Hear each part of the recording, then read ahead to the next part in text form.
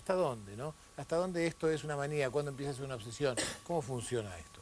Yo quiero aprovechar este tema para decirles algo que es nada más que mi opinión. Sobre los temas psicológicos hay, como sobre casi todos los temas científicos, infinita cantidad de opiniones, y en algunas cosas yo tengo mis propios criterios y mis propias opiniones. Tomen esto solamente como un dato, yo diría, no sé si ilustrativo o por lo menos de un dato didáctico. Yo creo, y esto es mi idea personal, que toda la patología psiquiátrica, toda, desde la normalidad más absoluta hasta la locura más rimbombante, toda la patología psiquiátrica finalmente es un tema de grados, finalmente es un tema de cantidades. Quiero decir, no hay una diferencia sustancial, en serio, creo yo, entre aquel que sufre, de verdad sufre de un problema psiquiátrico importante, y aquel que tiene estas pequeñas cosas sin importancia, más que una diferencia que yo creo de grados. Y es por esto que cuando yo me planteo un esquema de lo que significa la salud mental, digo yo que la salud mental se podría dividir en tres zonas, digo yo, ¿no? En tres áreas, ¿no? Un área que yo voy a llamar, por llamarlo de alguna manera, no hay por qué llamarlo así, pero así lo llamo yo, voy a llamar el área de la neurosis sana. ¿Por qué digo la neurosis sana? Porque nosotros sabemos que no se puede hablar de salud absoluta. Quiero decir, todos somos un poco neuróticos, todos tenemos un poquito de neurosis, porque somos hijos e hijas de padres y madres que son neuróticos y que nos han educado de un lugar neurótico, por supuesto. Y esto no es del todo malo, digo yo siempre, ¿no? Debe ser terrible ser hijo o hija de un padre o una madre normal.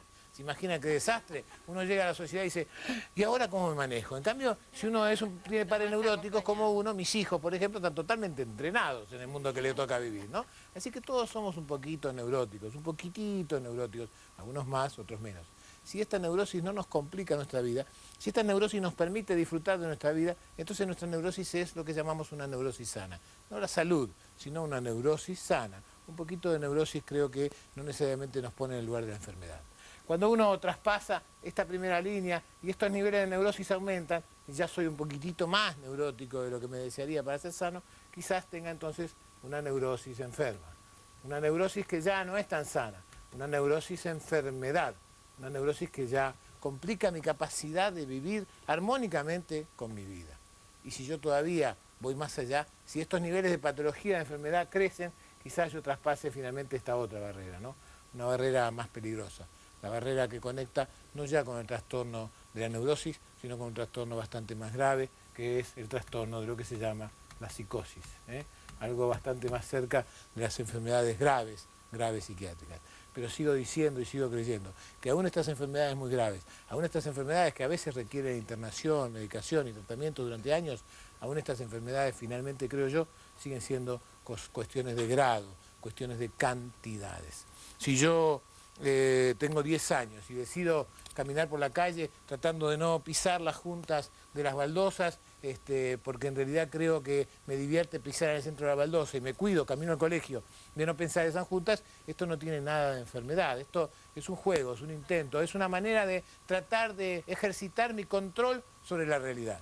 Y si yo soy un adolescente y decido hacer aquello que hacía cuando era chico, recordando ese juego, entonces estoy jugando ahora, ¿sí? No tiene nada de historia. Y si ese juego lo hago frecuentemente y me divierte hacerlo, y en realidad mientras mis compañeros van más adelante y yo me quedo salteando las juntas de las veredas, posiblemente esto ya no sea tanto un juego, sino que se transforme en un hábito, en una manía, la manía de no pisar las juntas de las veredas. Ahora, si yo creo que si piso una de las juntas, en realidad voy a tener mala suerte y me cuido pertinentemente de esto y llego tarde al trabajo todos los días para no pisar las juntas y en realidad voy controlando todo el tiempo y no puedo dejar de hacerlo, entonces quizás esto ya esté transformándose en un aspecto neurótico. Ya no es parte de la salud, ya no es parte de una neurosis sana, ya se ha transformado quizás en un poco más. Y si empiezo a pensar y a creer que si llego a pisar una junta el mundo va a explotar, si creo que en realidad el mundo se va a partir en dos porque yo pise una junta, porque la situación es terrible, quizás ya haya dejado el terreno neurótico y empiece a entrar en terrenos más complicados. Estos caminos, digamos así, de la neurosis sana, la neurosis enferma, la psicosis, son grados, para mí, son graduaciones. Y como tal, se recorren en determinado momento. Todos empezamos por aquí, a veces algunos pueden llegar a este lado, el tratamiento puede ayudar a que uno vuelva al tema de la salud y que uno retroceda en este tema, o las malas experiencias, los malos caminos, digamos así, los errores cometidos personalmente y sobre todo la complicación que me hago en mi propia vida, puede acelerar este paso a que yo aumente mi nivel de enfermedad.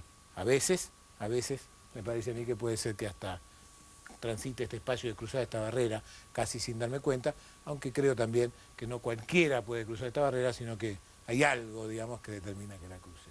Pero si vemos en el tema de las manías, y este es el tema de hoy, yo digo, algunas de las ideas sobrevaloradas que tenemos, cuando dejan de ser una neurosis sana, una manía de la cual podemos reírnos viendo al otro como las hace, o nos reíamos de esta historia de poner los muñequitos todos en orden, cuando esta manía de alguna manera se transforma en algo más grande, quizás se transforma en una obsesión.